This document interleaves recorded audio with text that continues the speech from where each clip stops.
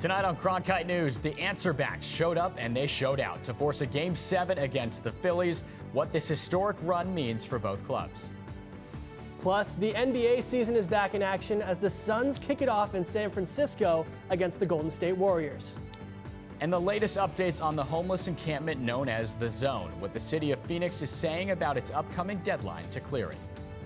I was confident that the game plan was gonna work, and even though we did have traffic there with the walks, Harper and Schwarber are both super locked in right now. They're not missing too many mistakes, so I'm not too mad about putting them on base right now. Though if the worst thing they get to me all day is a walk, I went in tonight being okay with that.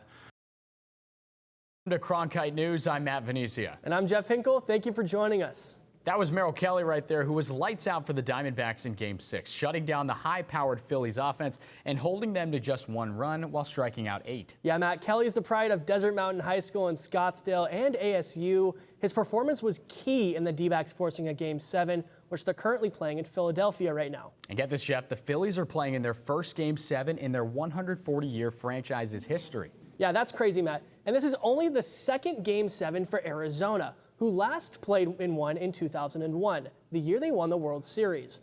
So history might be on their side. Here are some other good luck Game 7 numbers for you. Every time a team is forced a Game 7, they've had a good chance of winning. As it pertains to the D-backs, there's a 65% chance of them winning a league championship Game 7, but that win margin narrows playing on the road. So it could be a 50-50 chance, but the odds are slightly in the D-backs' favor. And that's because all the pressure is on the Phillies that couldn't close it out in Game 6. Meanwhile, the NBA closed out the preseason, which means tonight is opening night. A couple of marquee matchups include the Suns, who open up on the road against the Golden State Warriors. The Suns will have to go without Bradley Beal, who is sidelined with a lower back injury. Booker, Beal, and Durant only played together 2 times in the preseason, so not a lot of chemistry up to this point for those 3 yet. This is the first time the Suns play former guard Chris Paul since he was traded. They have to contend with 4-time champ Steph Curry. Suns guard Eric Gordon understands what it's like to defend a shooter like the 2-time league MVP. It's always difficult because it ain't just the movement. He comes off so many screens, with the ball and without the ball. So that's what makes him really, really dangerous. And, we know he moves. He's the engine of the team. So, you got to be right up on him, and you got to try to be physical. And on the other end, we got to score the ball. We have to do that. Some good stuff there from Suns Eric Gordon. We'll have more coverage on the Suns later in the show. Now on to another week of football and another loss for the Arizona Cardinals. A 20-10 defeat in Seattle over the weekend brings the Cards' record to 1-6 on the season. Jeff, that's right. And Cronkite News reporter Ryan Bunnell joins us now with more on the players. Ryan, how are things looking for the Cardinals moving forward? Well, as you guys mentioned, the Cardinals have a 1-6 record, which is not where this team wants to be through 7 weeks. 5 of the Cardinals' 6 losses have come when they held a lead at some point in the game, which is tied for the highest clip in the league. Despite the optics, players like linebacker Kaiser White are confident that this group can turn things around. Ain't nobody throwing a towel in. Even though we 1-6, we still like what we got in the locker room. I know it might sound, crazy to you guys, but I don't feel no type of way where it's like, guys don't want to be here or don't want to play. I think each and every week we get more antsy to just go back out there on Sunday and keep trying to prove ourselves right and people wrong. In the midst of a tough stretch, the Cardinals are dealing with crucial injuries at running back and now tight end. Just 2 days removed from National Tight End Day, Zach Ertz has been placed on the injured reserve list, meaning Trey McBride will likely see an increase in reps. Regardless of how Jonathan Gannon intends to utilize McBride, the second-year tight end is ready to make an impact. Every opportunity I get, I want to take full advantage of that, whether I'm playing, 20 snaps a game or I'm playing, 50. I just want to be able to contribute to the team as much as I can when my number gets called. And, when my number gets called, I want to be able to do everything I can to help this team win. The Cardinals will be back at home this weekend looking to turn things around against dual-threat quarterback Lamar Jackson and the 5-2 Ravens. In the newsroom, Ryan Bunnell, Cronkite News. American Leadership Academy is currently the 8th-ranked high school football team in Arizona, according to the AIA. However, the Patriots were not always considered to be a powerhouse. Cronkite News reporter Philip Level has more about how a Heisman winner has helped the team compete against the best in the state. American Leadership Academy in Queen Creek has one of the top high school football teams in Arizona. The conductor behind ALA's success is head coach Ty Detmer. Detmer has had an impressive football career. He won a Heisman Trophy as the quarterback of BYU in 1990 and played in the NFL for 14 seasons. He later returned to BYU as the offensive coordinator for the Cougars during the 2016 and 17 seasons. I played for Lavelle Edwards, some great NFL coaches, Mike Holmgren, Steve Mariucci, and so those guys help you learn how to keep things in perspective, how to manage a team. It's phenomenal. I think he's the best coach in the state. Him and Coach Max Hall are the best coaches in the state, and I couldn't ask for better coaches. So we just have a chip on our shoulder, and we're just going to continue to make everyone believe in us, and we're just going to keep going, and we're going to go for that one thing only, and that's the state title. So. In 2020, ALA Queen Creek lost in the semifinals of the 4A Division playoffs. 1 month later, Ty Detmer was brought in to coach the Patriots. In both of his first 2 seasons, the team has been selected to the Open Division playoffs, which includes the top 8 teams in the state. And because of their continued successes, the Patriots have moved from 4A all the way to 6A in the span of just 2 years. Well, we've been successful, so it's kind of a curse but a blessing because you're successful, but that causes you to move on up and to play tougher competitions. We're not the biggest team, we don't get off the bus and intimidate anybody, so their will to play like they're supposed to give effort, and to pay attention to the details. Coach Detmer also said that the team has played better in the second half of games all season. If the Patriots are able to consistently get off to a hot start, ALA Queen Creek could be a dangerous team heading into the playoffs. In Queen Creek, Philip Level, Cronkite News. Coming up next, this man will make his regular season debut as the new Phoenix Suns radio play-by-play announcer. Our team sat down with him for a one-on-one interview to learn about his journey and what it's like replacing an iconic broadcaster. And we've got a beautiful week ahead of us. Your weather forecast is next.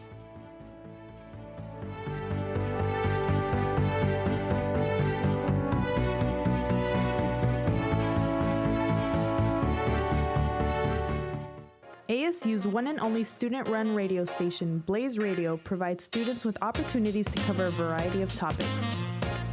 From music, this is Sun City Garage, to sports coverage, against the Brewers in his last outing, he went to news. The bill also gives parents the ability to see. And entertainment updates. Blaze Radio offers a fun environment to gain valuable broadcast experience. To find out more, visit blazeradioonline.com. The Walter Cronkite School of Journalism and Mass Communications Phoenix Sports Bureau provides students with hands-on learning experiences and opportunities in sports journalism. From covering local high schools, colleges, and the pros, students get the opportunity to go live from our Facebook shows covering local, collegiate, and pro sports in the Valley. From digital reporting, broadcast, social media, and producing, there's opportunities for all. For more, go to cronkitenews.azpbs.org. This is CN to Go. I'm Emily Olson with your Wednesday news briefing. Do you want to create innovative content for Cronkite News?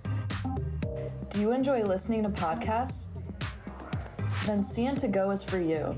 Cronkite News to Go is a podcast where students cover the latest headlines. Students become audio producers and hosts and will learn how to write, record, and edit stories. You can listen to the latest episodes on these platforms. Did you know newsrooms today are looking for bilingual journalists? Cronkite Noticias prepares you to cover diverse communities. In Cronkite Noticias, you will obtain an unforgettable experience. Nopales como este van a tumbar. Cronkite Noticias. And develop your skills with the latest technology.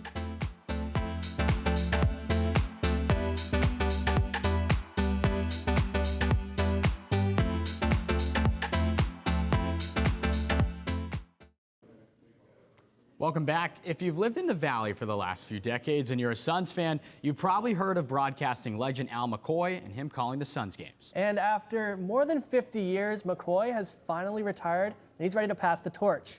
Our Beatrice Martinez sat down with the new official voice of the Phoenix Suns, John Bloom. Well, John Bloom, I just want to say thank you so much for joining me. It is such a pleasure to have you here, and I just have to say congratulations. Oh, thank you, Beatrice. It's exciting to be here. I am very excited for basketball season to almost be here. That's what I'm most excited about. Has it sunk in yet? I think elements of it have. I think just the fact that I now know, this is the job I get to go do, as opposed to the job that I've been dreaming of doing and had a goal of doing. That part of it has set in. So you're going to be bringing your own originality, right, to Footprint Center. What can fans, listeners, what can they expect from you? A lot of energy. I think you get that right out of the gates. Tim Kempton back for his 22nd year as the analyst. He and I like to have a lot of conversation about different stuff throughout a broadcast. It might be different than what you got accustomed to hearing with Al McCoy and Tim. But yeah, we're different people, and at the same time, there's a lot of similarities. I like to make sure that the nuts and bolts of describing the action for those who don't have the images are there. You have some pretty big shoes to fill. Al McCoy, was the play-by-play announcer for the Suns for 51 years. Do you feel any pressure at all? Have you talked to Al? What's your relationship like with Al? Oh yeah, I've talked to Al throughout this whole, situation. I remember the first time I talked to Al was actually on the radio when I first got my radio show on Saturday mornings. This is probably 18 years ago here in the Valley. And then actually getting to work with him and to take this kind of ride with him over the course of the last decade and a half. And then also just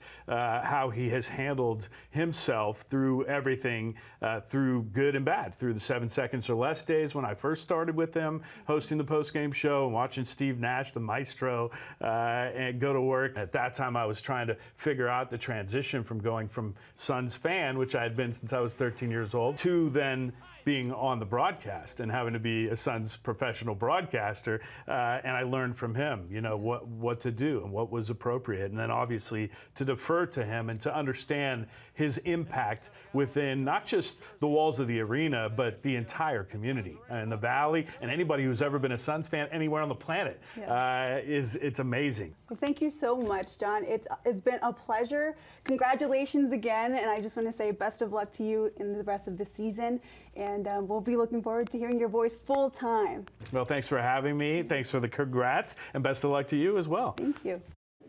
Transitioning now to ASU football. The Sun Devils return home to Mountain America Stadium after a close loss on the road to the number 5 Washington Huskies in Seattle, where they showcased a spectacular defensive performance, but on the other side, only 7 points on offense. Head coach Kenny Dillingham described how even the little things like players cleaning up after themselves on the team bus can make a big impact in the long run. We're in a stage in the program where everything matters. Eventually I won't have to do that. Eventually that's just going to take care of itself. I know the buses are going to be clean. I know people are going to be early. I know the locker room's clean. I know the plane people are going to pick up after themselves. We're not quite there yet. So guess what I have to be? I have to go behind, I have to wait, and I have to make sure things are getting done. And then I have to coach it and explain it and teach it. Well, it's going to be a beautiful day in Tempe for Saturday's homecoming game against Washington State. Yeah, that's right, Matt. Perfect weather for an outdoor game. Sienna Monet joins us now with what we can expect. These temperatures are cooling down this evening. We are in the 70s. It's going to be 78 degrees at 8 p.m. and then it's going to cool down to the mid 70s with 75 degrees at 10 p.m. Looking across the state, there's going to be some activity on the eastern side of Arizona, Show Low and White River and up in Window Rock. But then the more west you go, there's going to be some clear skies and sunshine here in Arizona. Looking at our lows, we are on the cool down. It's going to be 64 degrees here in Phoenix, 36 at the Grand Canyon, and then 30 degrees up in Window Rock as our lowest low. And we are out of those triple-digit numbers here for our highs. It's going to be 85 degrees here in Phoenix, 65 up at the Grand Canyon. We're still going to be on the 80s with 85 degrees in Bullhead City, and then it's going to be a high of 79 down in Tucson. Looking towards the weekend, there's going to be a high of 88 on Friday, but I am not complaining because we are going to be in the 80s all week. For game day for ASU homecoming, it's going to be a high of 86 on Saturday, and then taking a sneak preview of Halloween, it's going to be a high of 83 on Tuesday with a low of 55 degrees. So we are really cooling down. Sienna Monet from the Cronkite Weather Center, back to you. Thank you so much, Sienna. And now we're switching gears to news. That's right. Joining us from the newsroom is our very own Emily Mai. Thanks, Matt and Jeff. Coming up next, I'll have the latest on the race for Speaker of the House. Plus, the state of Arizona and several other states are suing Meta, the company behind Facebook and Instagram. Find out why when we return.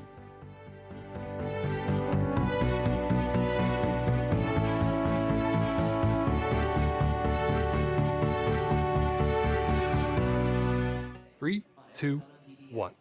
Cronkite News.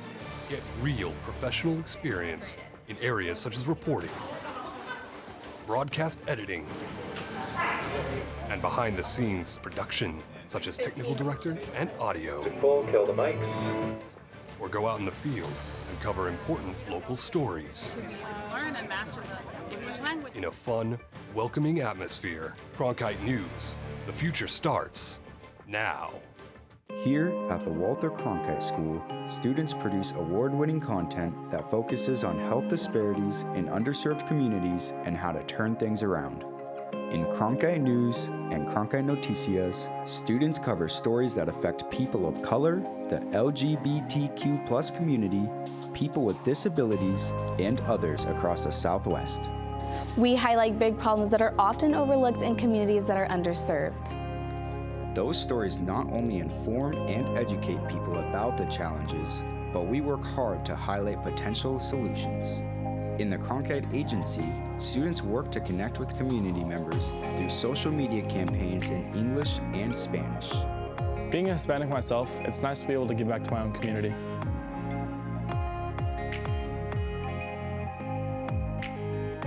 Find more of our health coverage at cronkitenews.azpbs.org.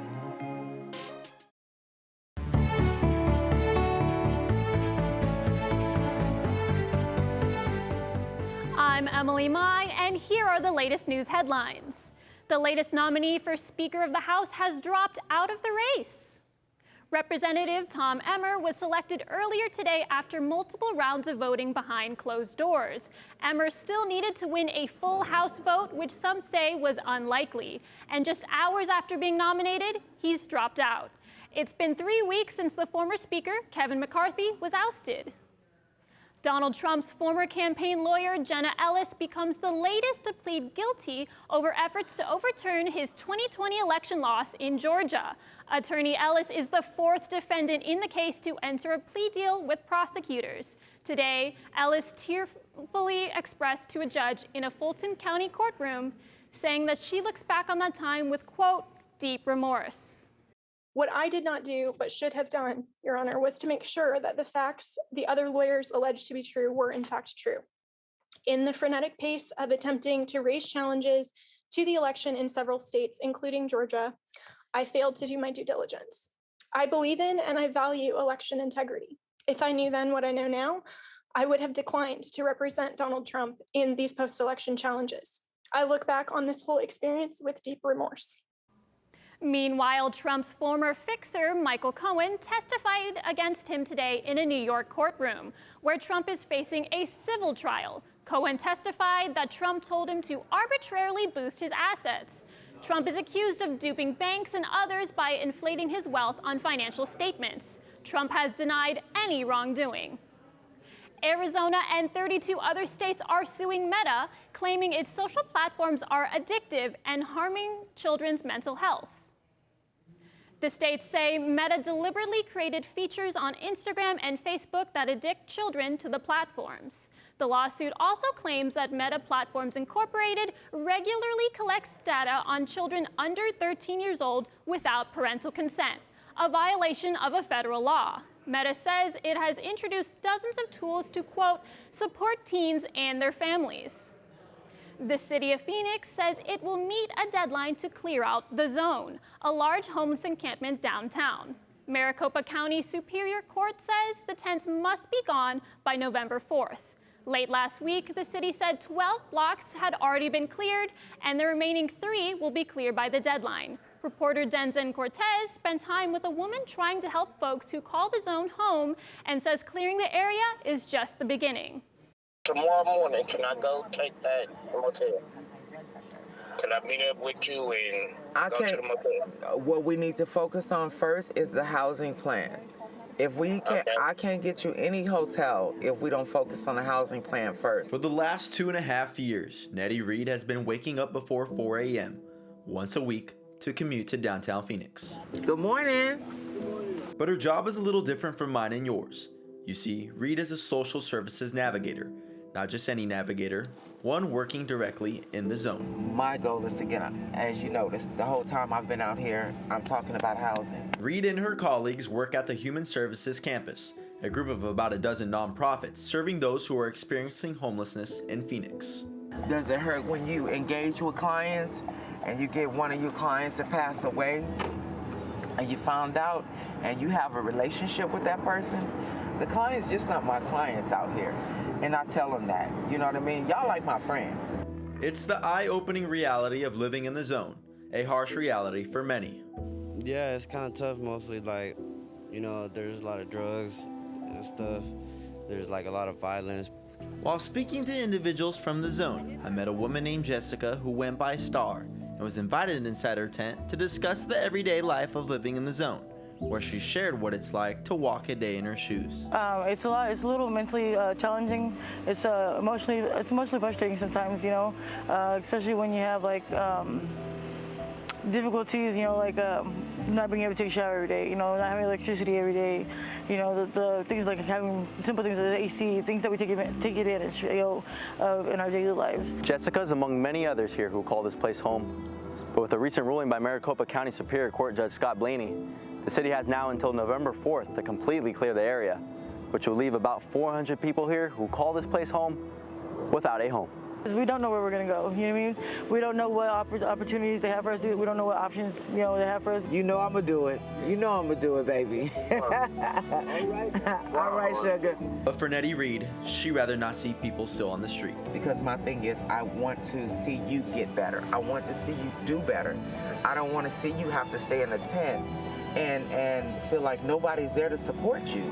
You know, and that's not what I'm here for. If I can't give you what you need, we're gonna find somebody who can. I promise you that. You know, and if you notice, that's my whole goal out here. I don't want to see you going back from street to lot. I don't want to see that. Moving is what I'm used to. It's what it's what I had to do my entire life. Do I necessarily like moving a lot? No, but planting my feet down and like actually finding a stable place to live is probably going to be something hard to adjust to, you know, in my life. And with some people, it's just not drugs. You have different issues out here. It's just not the drugs. It's the income. It's the alcohol. It's the support. Some people lose so much that their faith gets so low. Mm-hmm. You know, they don't have the ambition. They don't have that, you know, oh God, you know, I can do this mode. You know, it takes so hard for that to kick in. And that's why I stop and I talk to them. That's why I stop and do what I do. If you could make money in getting the homeless off the streets, or, you know, making sure that someone, you know, smiled to them, making sure someone, you know, had a good day, you know, just the little things, the little things, you know, more people would be doing it, you know. From Phoenix, Denson Cortez, Cronkite News. And in consumer news, the Consumer Financial Protection Bureau says Americans paid $105 billion in credit card interest last year. The report also finds Americans paid $25 billion in fees last year alone. The Bureau is warning that nearly a tenth of credit card users will end up in persistent debt, which means they're paying more in interest and fees than they're paying towards the principal balance. And that's it for the latest headlines. In the newsroom, I'm Emily Mai, Cronkite News. Now back to Jeff and Matt. Coming up next, an exciting game between the Colts and the Browns on Sunday. But the excitement wasn't coming from the field. We'll meet the mom that gave birth during the first quarter of an NFL game. That's next.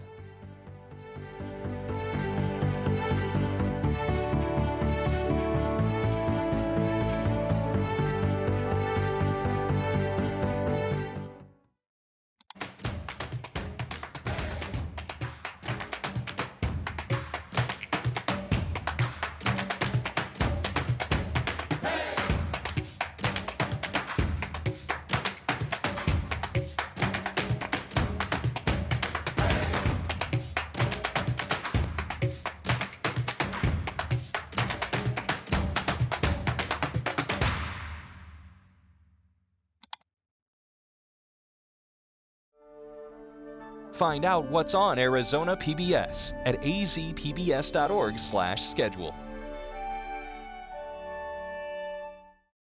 ASU's one and only student-run radio station, Blaze Radio, provides students with opportunities to cover a variety of topics.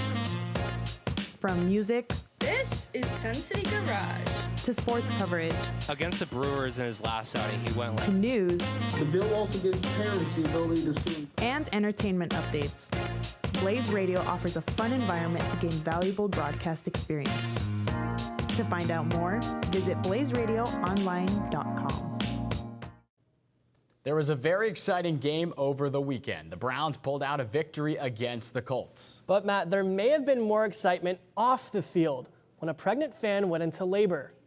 That's right. Tylen Jones was at Sunday's game to watch her cousin David Bell. He's a receiver for the Browns, but the baby wasn't going to wait and was actually born at the stadium with the help of medics. Mom says she's still a little overwhelmed by the whole thing, but the good news, baby Kimry is doing just fine. That's amazing. The medics stepping in. And that's going to be it for Cronkite News. Thanks for joining us. And to see top Arizona stories anytime, log on to cronkitenews.azpbs.org.